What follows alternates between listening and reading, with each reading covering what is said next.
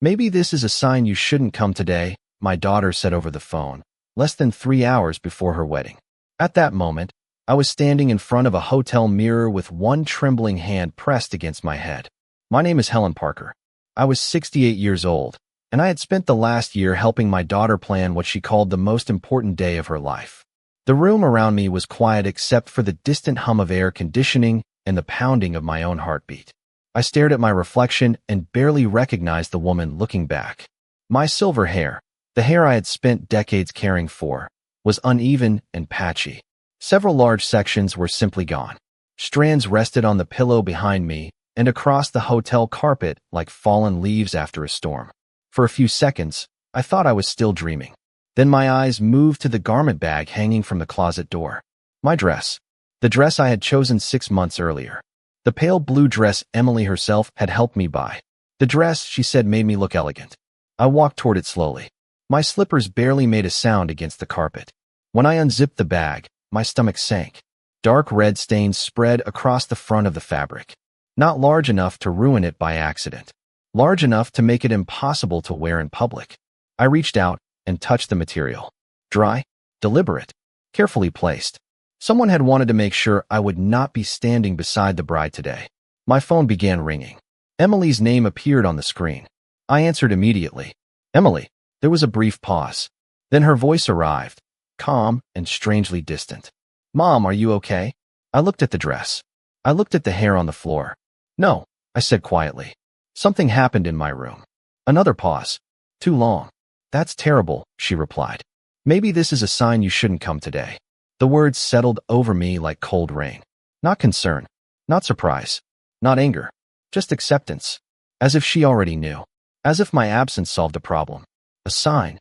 I repeated. The wedding starts soon, she said. You're probably stressed. Maybe you should rest. Then she ended the call. I lowered the phone and stared at the blank screen. Emily had always been dramatic, even as a child. But this felt different. Controlled. Calculated. The kind of calm people use when they think the outcome is already guaranteed. I sat on the edge of the bed and forced myself to breathe.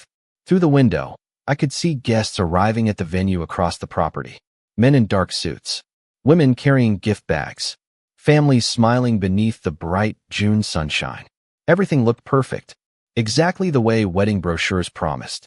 Yet inside my room, nothing felt perfect anymore. A memory surfaced. 2 months earlier, Emily had insisted I stay at this hotel rather than with relatives. You deserve your own space, she had said. At the time, it sounded thoughtful. Now it sounded convenient. I opened my purse and removed the wedding itinerary. My name appeared only twice. Mother of the bride. Reserved front row seat. That was all. Strange. I had paid for the flowers. Helped cover the venue deposit. Bought the rehearsal dinner. Somehow, my role had become smaller and smaller while the expenses grew larger and larger. I should have noticed sooner. I should have asked more questions. But mothers spend years convincing themselves their children mean well. We ignore things. We excuse things. We tell ourselves family comes first. I looked at the clock. 2 hours and 47 minutes until the ceremony. Whoever did this expected me to stay hidden in this room. They expected embarrassment to finish the job. They expected me to disappear quietly. I stood up and reached for my handbag. Then I folded the damaged dress carefully and placed it back inside the garment bag. My hands were steady now. Not because I understood what was happening. Because I didn't. And that was exactly why I intended to walk into that wedding and find out. The drive from the hotel to the venue took less than 5 minutes, but it felt much longer. Every traffic light seemed determined to hold me in place, giving me more time to think about things I had ignored for months. Emily had always been independent. Even as a little girl, she wanted things done her way. After her father passed away 8 years earlier, that independence hardened into something else. At first I called it confidence. Then I called it ambition. Sitting behind the wheel that morning, I wondered if I had simply refused to see what was right in front of me. The wedding venue stood on a hillside overlooking a small lake. White chairs lined the ceremony lawn. Fresh flowers framed a wooden arch near the water. Guests moved across the property carrying coffee cups and garment bags. Everyone seemed busy. Everyone seemed excited. I parked near the back and adjusted the silk scarf covering my head. The woman staring back at me in the rearview mirror looked older than she had yesterday. Not because of the missing hair, because something inside her had shifted. I walked toward the main building. No one stopped me. No one greeted me either. That surprised me. Usually the mother of the bride becomes part of every conversation. Questions, photos, last-minute decisions. Instead, people smiled politely and continued walking. It was as though I were another guest. Inside the reception hall, workers arranged centerpieces on round tables covered with ivory linens. I recognized the flowers immediately. White roses and pale blue hydrangeas. Emily had chosen them during a planning session 6 months earlier. She could not afford the upgraded package at the time. I remembered quietly covering the difference. $3,000. I had told her not to worry about paying me back. Family does not keep score. At least that was what I believed then. Near the entrance stood a large seating chart framed in gold. Guests gathered around it searching for their table assignments. I moved closer. My eyes traveled down the list. Friends, cousins, neighbors, the groom's relatives. Then I found my name. Table 14, near the back corner of the room. Far from the bridal party. Far from the family tables. I stared at it for several seconds. Maybe it was a mistake. Maybe someone had moved things around. Yet a familiar feeling settled into my chest. This was not the first time. During the bridal shower, I had been seated beside distant acquaintances while Diane Collins, the groom's mother, sat beside Emily. During the engagement party, Diane gave the welcome speech. During dress fittings, Diane appeared in photographs while I was asked to hold purses and coats. One moment by itself meant nothing. Together, they formed a pattern. I turned and spotted a display of framed photographs near the dance floor. Pictures from Emily's childhood, school events, family vacations, birthdays. I walked closer. My smile faded. In photograph after photograph, there was Emily. There was her father. There were friends and relatives. In several newer pictures, there was Diane. I kept searching. Eventually, I found one image that included me. It had been placed on the bottom shelf behind a decorative lantern. Partially hidden. Easy to miss. A young employee approached carrying a box of candles. He hesitated when he saw me. His expression changed. Recognition. Then discomfort. He looked away quickly and continued walking. That brief reaction caught my attention. People only avoid eye contact when they know something they do not want to discuss. I watched him disappear through a side door. For the first time that morning, I felt certain of one thing. Whatever had happened in my hotel room was not an isolated incident. Someone had been preparing for my absence long before I woke up. And somewhere inside this beautiful wedding venue, the truth was waiting. I remained near the photo display for several minutes, pretending to study the pictures while watching the people around me. Weddings reveal things about families. Not during the ceremony. Not during the speeches. The truth appears in the small moments. Who is included? Who is remembered? Who is quietly pushed aside? Across the room, I spotted Diane Collins standing beside a group of guests.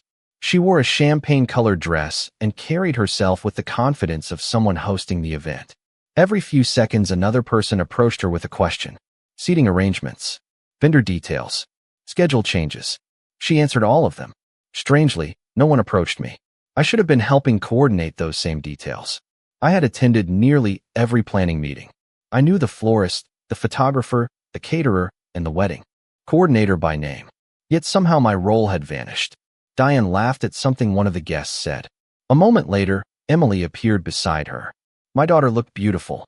For a second, my heart softened despite everything. I remembered holding her in a hospital room 34 years earlier. I remembered first days of school, piano recitals, college graduation, countless ordinary moments that had once made me believe nothing could come between us. Then Emily wrapped her arm around Diane and guided her toward the bridal suite. Not once did she look in my direction. The distance between us felt larger than the entire room. I followed them with my eyes until they disappeared through a hallway door. Nearby, 2 bridesmaids were arranging welcome bags on a table. They lowered their voices when they noticed me. One of them glanced toward my scarf, then quickly looked away. The other offered an uncomfortable smile. Again, that same feeling returned. People knew something. Maybe not everything, but enough to make them uneasy around me. I walked outside to the ceremony lawn. Workers adjusted chairs beneath the morning sun. The lake reflected the bright sky like polished glass. It should have been peaceful.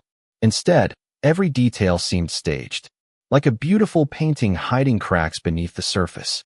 The wedding coordinator, a young woman named Rachel, was reviewing paperwork near the aisle. She had worked with Emily for nearly a year.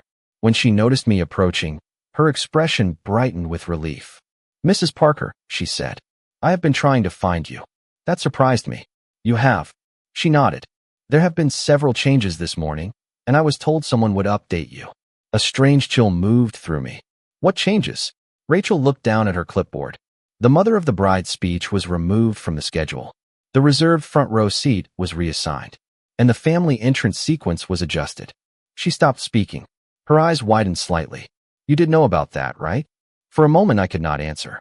Each sentence landed like another missing puzzle piece clicking into place. Removed. Reassigned. Adjusted. Not. Forgotten. Not accidental. Planned. Carefully planned.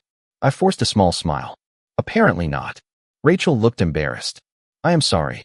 I assumed." Her voice faded. She did not finish the sentence. Neither of us needed her to. Someone had instructed people to stop expecting me. Someone had been preparing the event as though I would not be present. Rachel excused herself to answer a radio call. I remained standing beside the aisle long after she left. White petals lined the path Emily would soon walk down. Guests were beginning to arrive in larger numbers now. Conversations drifted through the warm air. Laughter echoed across the property. Everything appeared normal. Yet the closer I looked, the clearer the pattern became.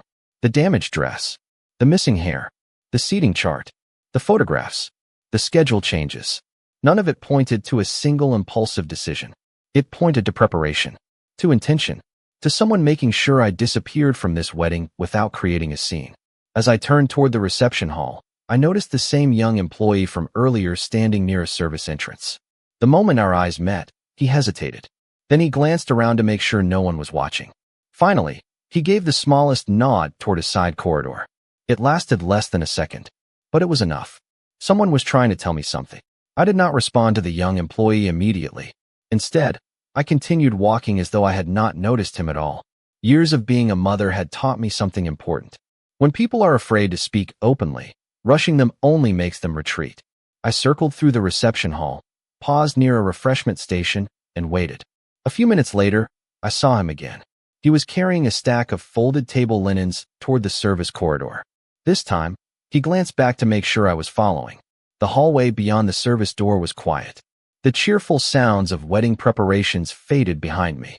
The employee stopped beside a storage room and lowered his voice. "Mrs. Parker?" he asked. I nodded. He looked nervous, barely older than 25. The kind of young man who had probably never expected to become involved in someone else's family problems. "My name is Tyler," he said.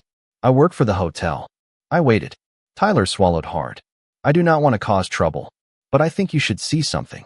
From his pocket, he pulled a small flash drive, no larger than a stick of gum. He held it carefully, as though it carried something fragile. "What is it?" I asked. "Security footage," he said. My heart skipped. "Footage from where?" "The 4th floor. Last night." For a moment, neither of us spoke. The corridor suddenly felt much colder. Tyler looked down at the flash drive. "I was reviewing recordings this morning because another employee reported unusual activity near the guest rooms. Then I recognized your room number." I stared at the device in his hand. "And?" He hesitated. "I thought management should handle it. But when I heard people talking..." He stopped himself. "Talking about what?" I asked quietly. "About how you were not expected to attend today." Those words settled heavily between us. Not expected. The same pattern again. The same invisible thread connecting every strange moment. Tyler handed me the flash drive. I made a copy before reporting it. I accepted it slowly. The plastic felt surprisingly warm from his hand. "Have you watched it?" I asked. He nodded once, then looked away. That answer alone told me enough. Whatever appeared on the recording was not something he wanted to describe. Footsteps echoed from somewhere farther down the corridor. Tyler immediately straightened. "I should go," he said. "I am sorry." Before I could ask another question, he disappeared through a side door. I remained alone. The flash drive rested in my palm. Small, ordinary, yet somehow heavier than anything I had carried all morning. I slipped it into my purse. Part of me wanted to find a computer immediately. Part of me was afraid to know the truth. Because once you see certain things, you cannot return to uncertainty. Across the hallway stood a narrow window overlooking the parking area. I found myself staring outside without really seeing anything. Instead, Memories surfaced. Emily at age 7, holding my hand on her first day of school. Emily at 16, crying after her first heartbreak. Emily at 22, calling me after getting her first apartment. For years, whenever something went wrong, I had been the person she trusted, the person she called, the person who showed up. Somewhere along the way, that relationship had changed. Not all at once. Slowly, quietly, one small exclusion after another. One forgotten invitation. One canceled lunch. One conversation cut short. Looking back, the signs had been there. I simply chose not to see them. A burst of laughter drifted in from the reception hall. The wedding would begin soon. Guests were arriving steadily now. Cars filled the parking lot. Families gathered near the entrance. Everything continued moving forward exactly as planned. Everything except me. My fingers tightened around my purse. Somewhere inside was a recording that might explain everything. And for the first time since waking up that morning, I realized I was no longer searching for clues. I was standing on the edge of an answer. For several minutes, I walked aimlessly through the venue carrying a secret that no one else knew existed. The flash drive remained untouched inside my purse. I could have found a computer. I could have demanded answers. Instead, I kept thinking about something Tyler had said. People had been talking about how I was not expected to attend. Not hoped. Not invited. Expected. That word mattered. It suggested planning. Assumptions. Confidence. Whoever had arranged this believed the outcome was guaranteed. I eventually found a quiet business center near the hotel lobby. It was nearly empty except for a man checking flight information on a computer near the entrance. I selected a terminal in the far corner and sat down. My hands felt strangely calm as I inserted the flash drive. The screen loaded several video files. Each was labeled with a timestamp from the previous night. I opened the first recording. A grainy hallway appeared on the screen. The fourth floor. My floor. The camera angle showed the elevators and several guest room doors. Nothing happened at first. Guests came and went. Housekeeping carts rolled past. Then the timestamp reached 11:42 p.m. I leaned forward. Two familiar figures stepped out of the elevator. Emily and one of her bridesmaids. They looked around briefly before walking toward my room. My chest tightened. I watched them stop outside my door. Emily removed a key card from her purse. My key card. The spare I had given her months earlier for emergencies. She opened the door and both women disappeared inside. The hallway remained empty for nearly 20 minutes. When they finally emerged, Emily carried a small shopping bag. The bridesmaid was laughing about something. They seemed relaxed, comfortable, not like people helping with a last-minute wedding problem, not like people checking on an elderly parent. They looked like people completing a task. The video ended. I stared at the screen. Then I opened the second file. More footage. Different camera angle. This one overlooked a service corridor. Again, Emily appeared. Again, the bridesmaid accompanied her. This time they stopped beside a maintenance cart. The bridesmaid removed something from her handbag and placed it inside the shopping bag Emily carried. I could not clearly identify the item, but I recognized enough. Planning, coordination, intention. Nothing about this was accidental. I closed the video and sat back in my chair. The room felt silent despite the faint sounds of printers and keyboards around me. Oddly, I did not cry. I did not feel angry either. Not yet. What I felt was clarity. The kind that arrives after months of confusion. The kind that strips away excuses. For years, I had explained away every slight, every disappointment, every uncomfortable feeling. I told myself Emily was busy. I told myself she was stressed. I told myself relationships changed. But evidence does not care about explanations. Evidence simply exists. My phone buzzed. A text message from Emily appeared on the screen. Where are you? The ceremony starts soon. I read it twice. No concern. No apology. No mention of the morning. Just a question. Another message followed seconds later. Diane is helping organize family photos. Let me know if you are still coming. I almost laughed. Family photos. The same photos where I had practically disappeared. I locked my phone and slipped it back into my purse. Then I looked once more at the paused image on the computer screen. Emily stood outside my hotel room, smiling as she opened the door. Not nervous. Not uncertain. Certain. Certain that I would never discover the truth. Certain that I would quietly stay away. Certain that her version of the day would unfold exactly as planned. I removed the flash drive and stood up slowly. Outside, wedding guests were gathering beside the lake. The ceremony was minutes away. For the first time all morning, I understood the real purpose behind everything that had happened. It was never about a dress. It was never about appearances. Someone had been trying to erase me from the story before it even began. Instead of heading directly toward the ceremony lawn, I found a quiet bench overlooking the lake and sat down. Guests continued arriving around me. Children chased each other across the grass. Couples posed for photographs. Servers carried trays through the reception hall. The entire property buzzed with excitement.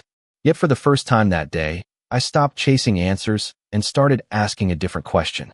Why? Not why someone entered my hotel room. The footage had already answered that. Why would my own daughter go to such lengths? The answer came unexpectedly when I opened my purse to put away the flash drive. A folded receipt slipped onto the ground. I recognized it immediately. It was one of several vendor invoices I had paid months earlier. Curious, I unfolded it.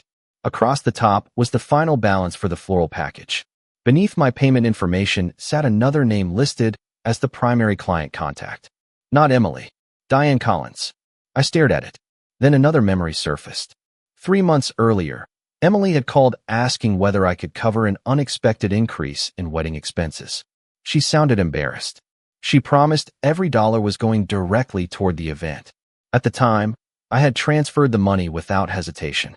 Nearly $12,000. A significant amount, even for me. Back then, I believed I was helping my daughter start a new chapter. Now I wondered where that money had truly gone. My phone buzzed again. This time it was not Emily. It was my bank. Earlier that week, I had requested electronic copies of several wedding-related payments for tax records. The documents had just arrived. I opened the email and began reviewing the attachments. One payment led to another. Deposits, venue fees, catering invoices, transportation charges. At first, everything appeared normal. Then I noticed something unusual. Several expenses had been reimbursed twice. One reimbursement came from me. The other came from the groom's family contribution account. I checked another invoice. The same pattern appeared. Then another. And another. Slowly, the picture became clearer. Emily had been collecting money from multiple sources for identical expenses. Perhaps there was an explanation. Perhaps it was bookkeeping confusion. But combined with everything else, the timing felt impossible to ignore. I thought back to countless conversations over the previous year. Every budget emergency. Every last-minute request. Every emotional phone call about unexpected wedding costs. Suddenly those conversations sounded different in my memory. Less like desperation. More like strategy. A shadow fell across the bench. I looked up to find a familiar face. It was Daniel, the groom. He wore a navy suit and looked surprisingly calm for someone about to be married. "Mrs. Parker," he said warmly. "I have been looking for you." His smile faded when he noticed my expression. "Is everything okay?" I studied him carefully. Daniel had always treated me with kindness. Respect. Something about his concern felt genuine. "Can I ask you a question?" I said. "Of course. Did Emily ever tell you I was not supposed to attend today?" Confusion crossed his face instantly. Real confusion. Not performance. Not avoidance. "What are you talking about?" he asked. I did not answer immediately. Instead, I watched his reaction. His eyes narrowed. Concern replaced confusion. Then concern turned into something else. Unease. "Helen," he said quietly, "what happened?" For several seconds, neither of us spoke. Somewhere nearby, music began playing as guests took their seats for the ceremony. The wedding was about to begin. Yet standing there in the bright afternoon sunlight, I realized something important. Whatever Emily had been hiding, Daniel did not appear to know about it. And if he did not know, then the carefully constructed version of today was beginning to crack from the inside.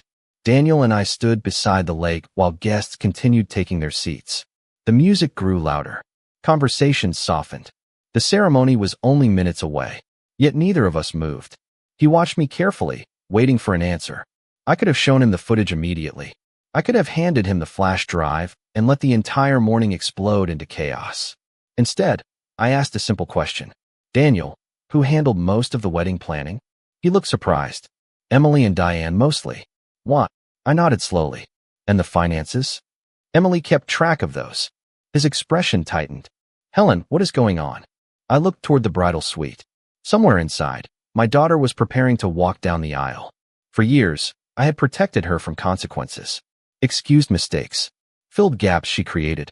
Even now, a part of me wanted to shield her.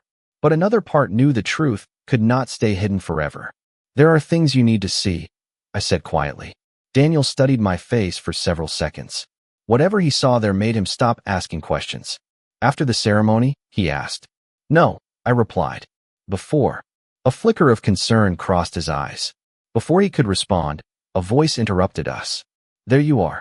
Diane Collins approached with quick, confident steps. Her smile appeared polished and effortless. The kind of smile designed for photographs. Daniel, everyone is looking for you. Then she noticed me. For a brief moment, something flashed across her face. Surprise. Real surprise. Gone almost instantly. Helen, she said. I did not realize you made it. The words were polite. The tone was not. I smiled faintly. Neither did some other people. Diane's expression remained perfectly composed. But I noticed the smallest tightening around her eyes. Daniel glanced between us. I need a minute, he said. There are some things I want to discuss. Diane immediately stepped closer. Whatever it is can wait. The ceremony starts in 10 minutes. Her answer came too quickly, too firmly, as though timing suddenly mattered very much. Daniel frowned. 10 minutes will not change anything. Actually, I said softly, it might. Diane turned toward me. For the first time, her confidence seemed less certain. Not fear. Not yet. But caution. She was beginning to realize something had gone wrong. Not with the wedding. With the plan. Daniel looked at me again. Come with me. We walked toward a private conference room inside the venue. Diane called after him once, then stopped when he continued walking. The room was empty except for a large table and several chairs. Sunlight filtered through tall windows overlooking the lake. Daniel closed the door behind us. Show me. I removed the flash drive from my purse. My hands remained steady. That surprised me. Earlier that morning, I had felt embarrassed, confused, hurt. Now I felt something different. Certain. Daniel connected the drive to a laptop sitting on the conference table. Neither of us spoke while the video loaded. The first recording began playing. I watched his expression instead of the screen. Confusion, recognition, shock. The changes arrived one after another. When Emily appeared outside my hotel room, holding the spare key card, he leaned forward. When she entered with the bridesmaid, his jaw tightened. When they emerged 20 minutes later carrying the shopping bag, he sat back slowly in his chair. The room fell silent after the video ended. Daniel stared at the blank screen. Then he opened the second recording. He watched the entire thing without moving. When it finished, he closed the laptop. Neither of us spoke immediately. Outside the window, guests waited for a wedding that was supposed to begin any moment. Inside the room, something much larger had already begun. Finally, Daniel looked up. The disappointment in his eyes seemed deeper than anger, deeper than shock. It looked like the moment someone realizes the person they trusted most has been hiding a different version of themselves all along. Then he said 4 words that changed everything. What else do you know? For a moment, I considered telling Daniel everything. The financial records, the duplicated reimbursements, the seating chart, the photographs, the quiet effort to remove me from every meaningful part of the day. But I had learned something over the years. When people discover a painful truth, they need room to see it for themselves. If I overwhelmed him with accusations, he might focus on defending Emily instead of understanding what had happened. So I started with the facts. I showed him the invoices stored on my phone, one after another. Payment records, vendor statements, reimbursement confirmations. Daniel reviewed each document carefully. The longer he looked, the more serious his expression became. I have seen some of these charges before, he said quietly. Emily told me your contributions covered different expenses. I nodded. That is what she told me too. He opened another file and compared dates. Then another. His eyes moved back and forth across the screen. Several minutes passed without a word. Outside, the music stopped. The ceremony should have been starting. Instead, guests remained waiting. Somewhere beyond the conference room walls, wedding coordinators were likely inventing explanations for the delay. Finally, Daniel placed the phone on the table. I do not understand. His voice sounded tired. Why would she do this? I looked out the window toward the lake. I spent all morning asking the same question. Before either of us could say more, a sharp knock sounded at the door. Daniel opened it. Rachel, the wedding coordinator, stood outside looking anxious. We need guidance, she said. Guests are asking questions. The officiant is asking questions. Emily is asking where you are. Daniel glanced toward me before answering. Tell everyone there will be a delay. Rachel blinked. How long? As long as necessary. She hesitated but eventually nodded and left. The door closed again. Silence returned. Then Daniel surprised me. Instead of becoming angry, he began asking questions. Specific questions. Careful questions. When had Emily first asked for additional money? Who requested changes to the seating arrangements? When did Diane become involved in planning decisions?